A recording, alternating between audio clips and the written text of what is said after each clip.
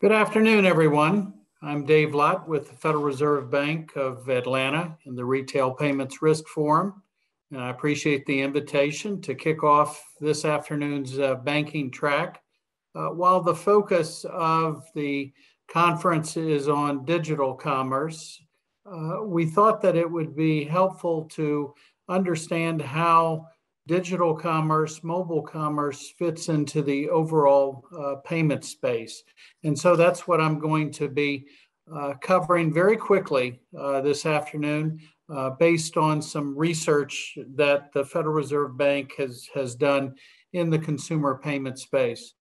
Real quickly, I'm part of the Retail Payments Risk Forum at the Atlanta Fed. We serve as a research and educational group for the payments industry as a whole. Not just financial institutions, but processors, technology providers, consumer groups, academia, law enforcement, everyone that has a stake in the payment system. We do a weekly blog, Take On Payments, that if you don't already subscribe, I hope that you will do so. And we also have our webpage, which has links to all of the material that is available to you. What I'm going to be covering today primarily comes from research that the Atlanta Fed leads, but in collaboration with some resources from the Federal Reserve Bank of Boston, as well as the Cash Product Office from the San Francisco Fed. Each October, we field two survey instruments that go hand in hand. The Survey of Consumer Payment Choice, which is an online survey that looks at individuals' adoption of different types of payment methods, their preferences, and collects some recollection data in terms of how many transactions that they make in a typical month, things of that nature. We've been doing that since 2008. Beginning in 2015, we launched the Diary of Consumer Payment Choice. And again, this is going out to a nationally representative sample panel of about 5,000 consumers that's managed by the University of Southern California. The diary itself has an individual make a record of every transaction that they have during a rolling 3-day period of time. As I said, with 5,000, or generally we have about 3,000 respondents in there. That's over a rolling period of time. So we catch paydays, middle of the month, end of the month, things of that nature. That's a very transaction detail-oriented survey, again, capturing both number of transactions as well as dollar of transactions. One strong benefit of this survey is that we have great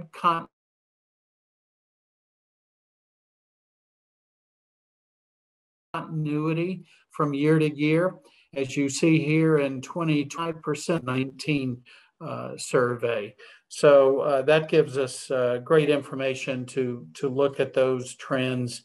Also, this is the only survey that tracks the utilization of cash. As I said, normally this is conducted in October each year, fielded in October of each year. So we've done that in 2019, repeated it again in 2020, and we'll be repeating it in a couple months in 2021.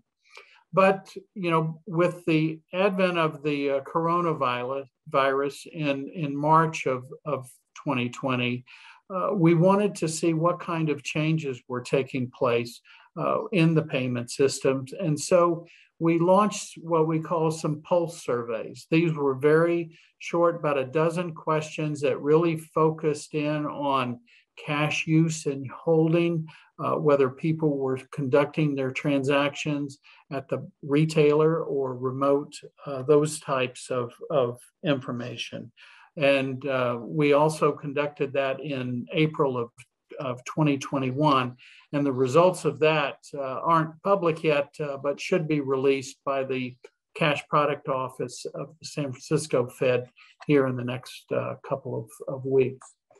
Very quickly, and I'm going to go through this in a lightning round due to the short amount of time we have, but this graph shows for purchases and person-to-person payments, what the share of each payment method is there. And as you can see, the green line in the middle, cash, is the only one that decreased. Both electronic mobile as well as payment cards including credit, debit, and stored value, all increased there. And we're going to look at each of these in a little bit more detail there. Overall, the number of purchases dropped. We see that in 2019, the average number of purchases per respondent was 29. It dropped down to 26 in 2020. However, you can see from this graph here, that decline largely was in the in-person purchases, and we all kind of can figure out the reasons why that was, and the remote purses increased. Interestingly, though, even though the number of transactions decreased, the average value increased by 20%. So people were making fewer transactions, but they were spending more when they were doing that. If we look at the specific areas where remote purchases had major increases, overall it went from 13% to 20% from 2019 to 2020.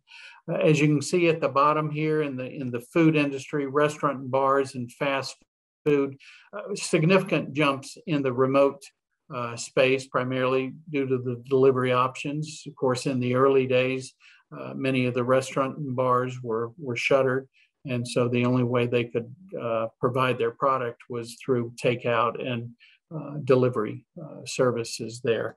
So it's going to be real interesting to see how that holds going forward. So let's real quickly look at cash. As we know in the past, whenever there's any kind of emergency disaster, consumers love to hold on to cash. It's the universal payment method that when power goes out from hurricanes and storms, things of that nature, cash is always there and acceptable. However, we saw here, in terms of looking at the total number of dollars in circulation, significant increase. You can see in the graph the average 4 to 5% increase over the years, but initially it started going up 9% month over month increase there. We have to go all the way back for those of you that are old enough to remember the Y2K panic, when everyone thought all the systems were going to shut down on December 31st, 1999. And again, in natural disasters, we see increases like this, but they're very specific to geographies and generally of short duration. But this one has just gone on and on and on. So we'll see what happens.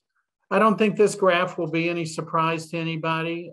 In October 2019, we asked if you made a payment in cash or if you made a payment in person within the last 30 days or in a typical month, and nearly everybody did. However, in the early days of the pandemic, that dropped down to just over a third of the respondents. It started to recover as businesses started opening back up and people became a little bit perhaps more comfortable with getting out, up to 60%. And we don't have the final numbers yet for the October 2020, but I think it's going to be somewhere in the 70% area there. We mentioned the decline in cash, and you see the decrease in share.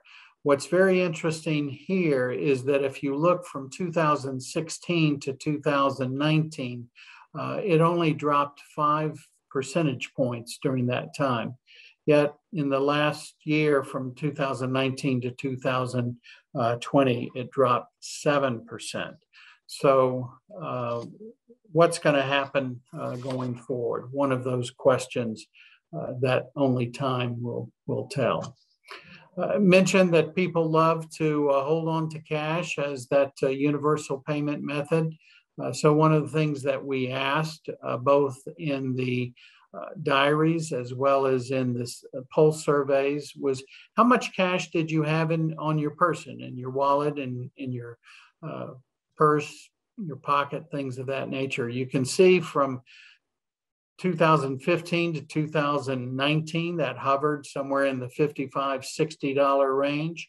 That jumped up to $81 in April, again, the early stages of the pandemic. Dropped down a little bit in October, down to 76, but still way ahead of what is normal.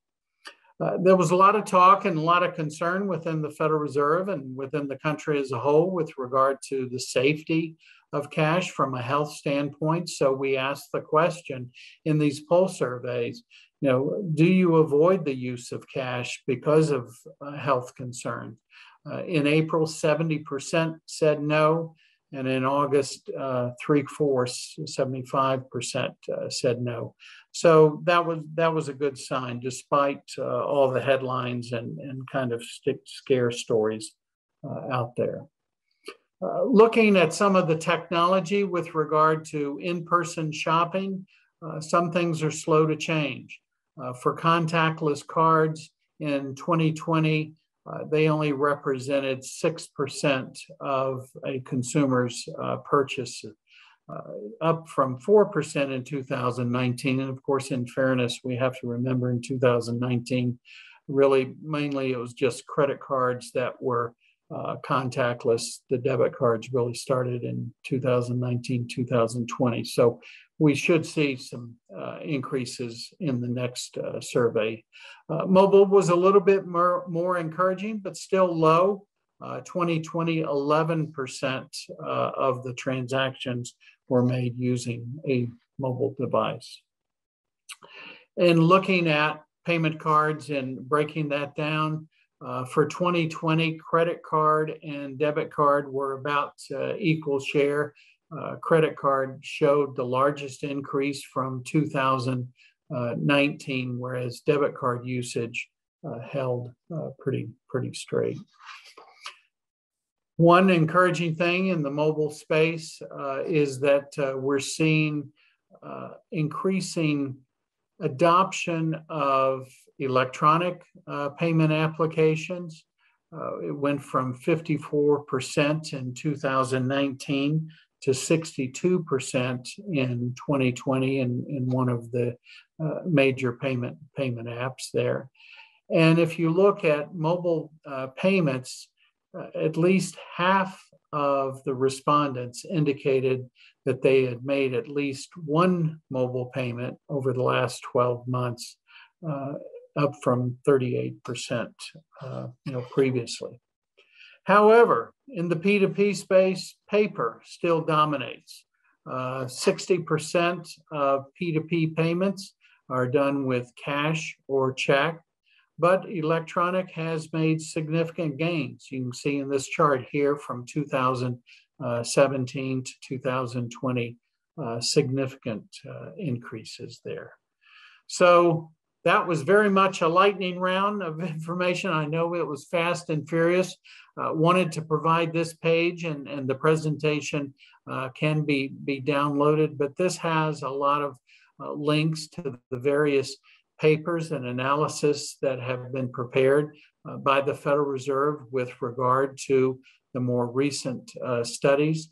And again, you have access to the full studies through our webpage.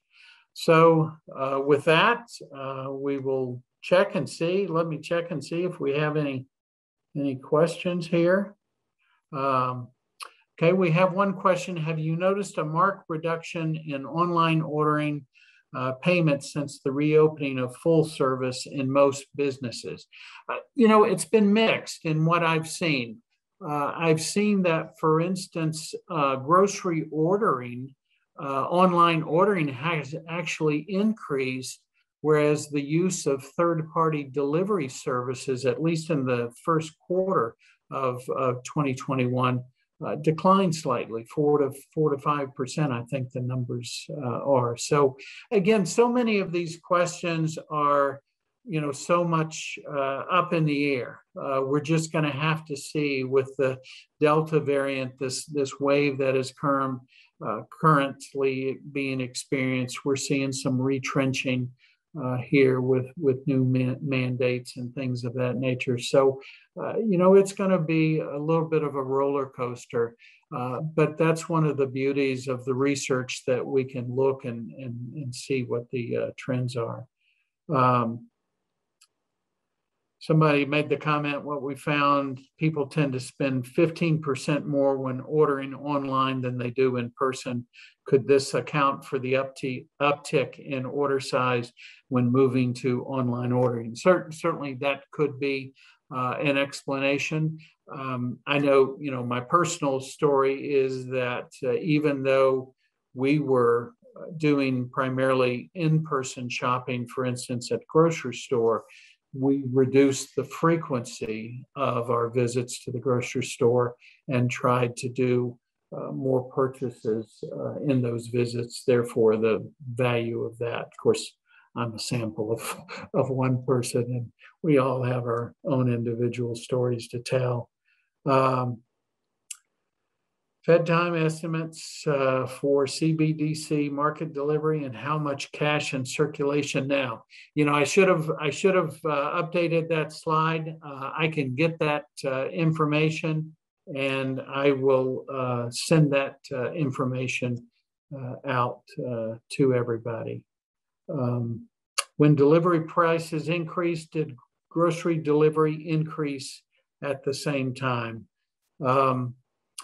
I don't know what time frame this is exactly referring to. As I just mentioned, some of the early data that I saw for Q1 is that grocery delivery actually declined 4 to 5% nationwide, although the frequency or the amount being ordered online, but people seem to be shifting from having it delivered to pick up in the store. To use that option. So that's all the questions that I see. I'll get back on the cash in circulation, and I thank you for your time. And if you have any other questions, feel free to send them to me, and I will get back to you. Thanks so much, and enjoy the rest of the conference. Take care, everyone.